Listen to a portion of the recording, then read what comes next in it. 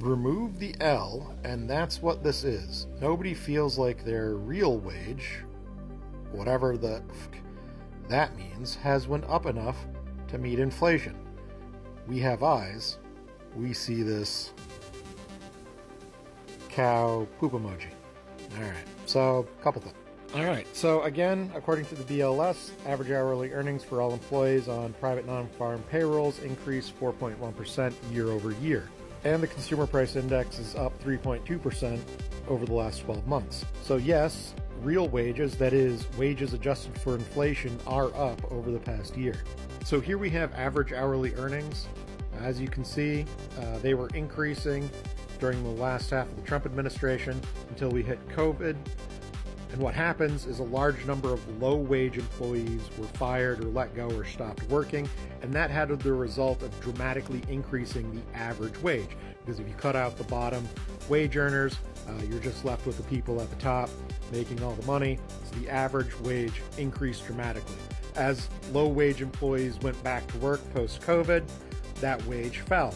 And then Biden took office, and we see the post-COVID recovery, and things continued to get better over the last couple years.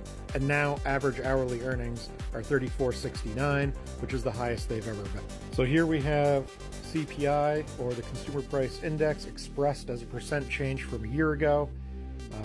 COVID hits, actually inflation bottoms out quite a bit, and then during the recovery, obviously we had a spike in inflation, almost up to 9%, and then it fell, and now we're at 3.2% year-over-year change in inflation. Now, because this is percent change from a year ago, and this is in dollars per hour, we have to make the y-axis the same in order to graph these things on the same chart. And so we index them for the same date, February of 2020.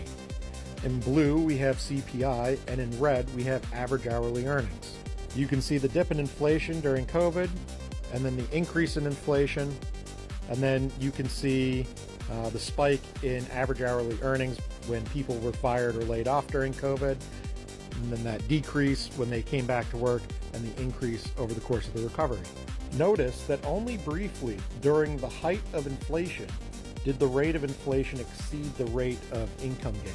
And of course, you don't have to take my word for it. The Treasury Department released a report analyzing real wages, showing that real wages increased across the board since 2019, and that the median income earner in the United States would have about $1,400 more per year based on the increase in real wages.